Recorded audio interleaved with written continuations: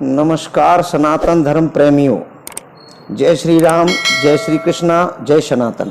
आदरणीय परम श्रद्धेय परम पूजनीय प्रातस्मरणीय नित्यवंदनीय श्री श्री 1008 परम पूज्य स्वामी खपड़िया बाबा के चरणों को एवं स्वामी जी के चरणों को साष्टांग प्रणाम करते हुए, सज्जनों, मैं सुभाष तिवारी मानस मधुकर आज आप लोगों के सामने ऐसी कहानी लेकर आया हूं कि जिसे सुनकर आप लोग भी हैरान रह जाएंगे।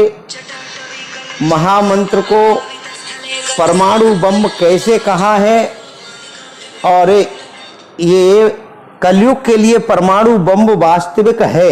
जैसे परमाणु बम को यूरेनियम इत्यादि ज्वलनशील पदार्थों से तैयार किया जाता है, अग्नि बीज का मिश्रण होता है, इसी तरीके से जब ब्रह्मा जी ने देखा कि कलयुग आगे आने वाला है तो सोचा कि ऐसा ब्रह्मास्त्र तैयार किया जाए, ऐसा परमाणु बम तैयार किया जाए जिससे कि थोड़े ही समय में सारे पापों को नष्ट कर दिया जाए। जैसे परमाणु बम जहां गिरता है वहां समूचा सर्वनाश कर देता है, इसी तरीके से ये भी परमाणु बम जहां भी होगा, जो व्यक्ति करेगा उसके समूचे पाप काटने में उसी तरीके से सक्षम है।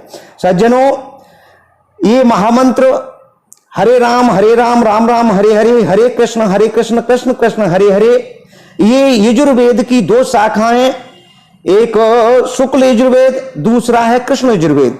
कृष्ण यजुर्वेद का कल संतरणोपनिषद है, उसमें ये महामंत्र बनाया गया और इस महामंत्र में प्रत्येक अक्षर में इसी तरीके से यूरेनियम की तरह एक ज्वलनशील पदार्थ होता है। इसी तरीके से जो हरे शब्द है तो हा कठोर वर्ण है, अग्नि बीज है, ऐसे ही रा भी अग्नि बीज है, ये दोनों कठोर वर्ण है, अग्नि पैदा करते हैं। और उसके बाद जो राम शब्द है तो राम में रा भी अग्नि बीज है, कठोर शब्द वर्ण है, और जो मां है वो मृद वर्ण है। ये मां क्यों लगाया गया इसमें मृद वर्ण? जब वो कोई दवा ज्वलनशील होती है, जो जलन पैदा करती है, तो उसके साथ में डॉक्टर कहा करता है कि इसे दूध के साथ ले लेना। तो अनुपान के लिए ये मां वर्ण लगाया गया जो कि एकदम समूची अग्नि पैदा कर दे शरीर में, इसलिए मां वर्ण लगाया गया। इसी प्रकार सज्जनों, इसमें संपुट लगाया गया है, वह अग्नि बीज हरे का लगाया गया है। और वो फिर कृष्ण शब्द आता है, 3 शब्दों से ही बना हुआ महामंत्र है। कृष्ण में का भी कठोर वर्ण है और जो आधा सा है वो भी अग्नि बीज है, कठोर वर्ण है, और इसमें जो णा लगा हुआ है ये मृद वर्ण होता है।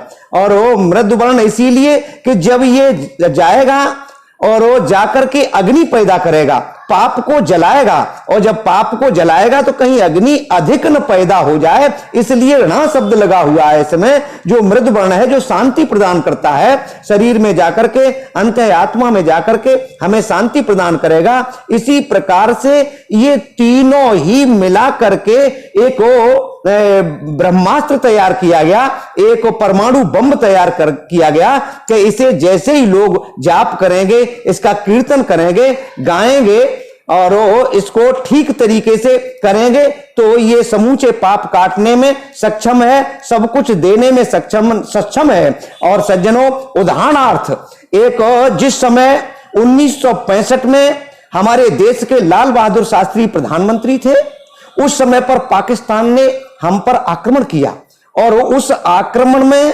पाकिस्तान को अमेरिका के द्वारा पैटर्न टैंक दिए गए थे, और वो पैटर्न टैंक ऐसे थे जिनकी चद्दर 9 इंच मोटी थी।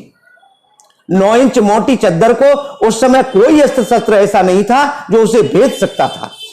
इस तरीके से उसने कई टैंक हमारे भारत पर चला दिए थे और वो टैंक हमें जीतते हुए, मारते हुए चले आ रहे थे, कोई उनका काट नहीं था। इस भारत का रक्षक भगवान है और उस भगवान ने डॉक्टर भामा के मन में ऐसा प्रेरणा की तो उन्होंने एक ऐसा बम तैयार किया जो सभी बम गिरते ही फट जाया करते थे, लेकिन वो बम ऐसा था जो गिरते फटता नहीं था, अग्नि पैदा करता था, और वो अग्नि पैदा करके बाद में फटता था। ऐसा बम जैसे ही बना करके तैयार किया, उस बम का जैसे ही प्रयोग किया गया तो पैटन टैंक के ऊपर बम गिरा, अग्नि पैदा की और अग्नि ने लोहा जला दिया, जला करके अंदर घुस गया बम, तब फटा। इसी तरीके से सारे टैंक हमारे भारत के उस समय युद्ध में सब हमने नष्ट कर दिए थे।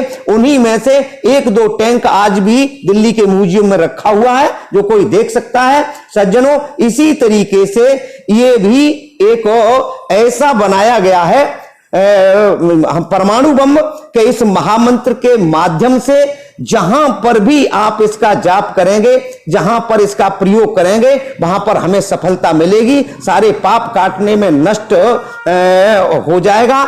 सज्जनों, इसी प्रकार से ये हमारे पूज्य स्वामी हरिहर बाबा अपने प्रवचन में कहा करते हैं और हम सबको यही प्रेरणा देते हैं कि इस महामंत्र संकीर्तन को घर घर में प्रत्येक व्यक्ति को करना चाहिए। इससे जो मांगो वो मिलता है। कलयुग में यही सर्वोत्तम उपाय है। सज्जनों, यदि आज का वीडियो आप लोगों को अच्छा लगा है तो मैं आप लोगों से निवेदन करूंगा कि इस वीडियो को अधिक से अधिक सब्सक्राइब करें, लाइक करें, शेयर करें और इस दास का भी मनोबल इससे बढ़ता है कि आप लोग कुछ कमेंट में लिख करके हमारे लिए जरूर भेजें। जय हिंद, जय भारत, जय सनातन।